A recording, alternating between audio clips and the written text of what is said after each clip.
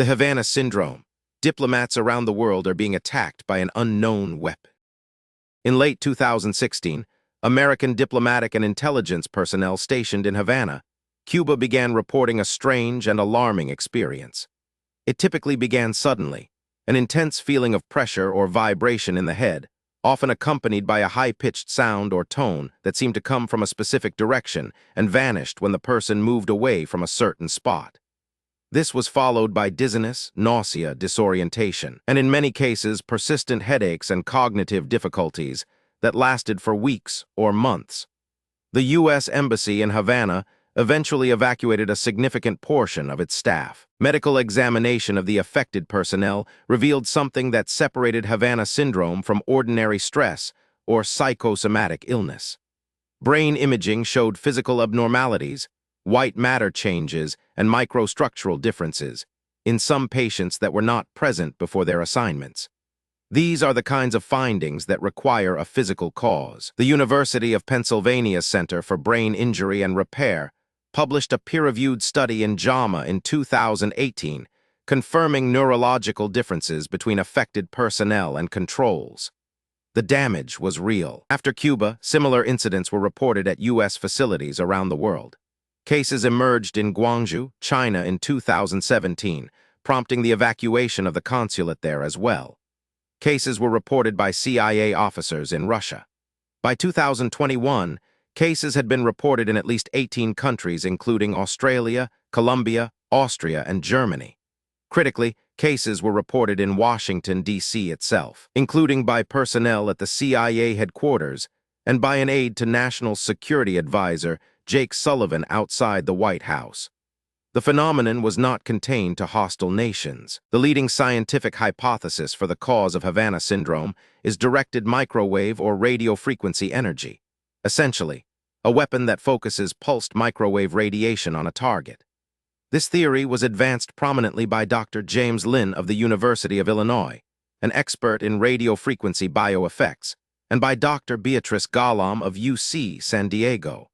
Pulsed microwave radiation is known to produce auditory effects, a phenomenon called the Frey effect, demonstrated in laboratory settings since the 1960s.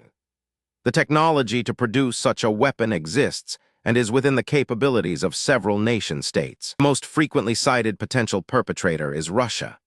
Russia has a documented history of directed energy research going back to Soviet-era programs, including a program called Woodpecker that broadcast powerful radio frequencies during the Cold War and affected communications globally. Russian intelligence agencies have both the motivation, targeting CIA and diplomatic personnel, and the technical heritage to develop a weapon consistent with the Havana Syndrome profile. No conclusive technical evidence publicly linking Russia to specific incidents has been released. In 2023, the U.S. intelligence community released an assessment concluding that Havana Syndrome was most likely not caused by a foreign adversary's covert weapon. The report attributed most cases to environmental causes, pre-existing conditions, or psychological stress. The assessment was immediately disputed by many of the affected personnel, by some members of Congress, and by independent scientists who had studied the cases. Critics noted that the assessment reached a politically convenient conclusion, while relying on classified evidence that no outside expert could verify. The Havana Act, signed into law in 2021, provided for compensation and medical care for affected personnel, an implicit acknowledgement by the U.S. government that the injuries were real and service-related.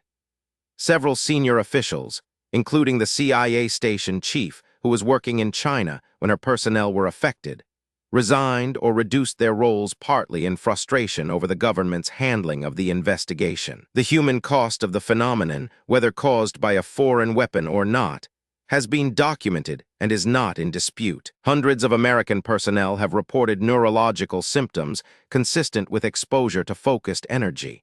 Brain imaging has confirmed physical damage in some of them. The attacks have occurred in more than 18 countries. The technology to produce such effects has existed since the 1960s, and the official U.S. government position is that this was probably not a deliberate foreign attack. The affected personnel believe otherwise. The scientists who examined them believe otherwise. and the question of whether a foreign power is actively targeting American personnel with neurological weapons remains, officially, unanswered.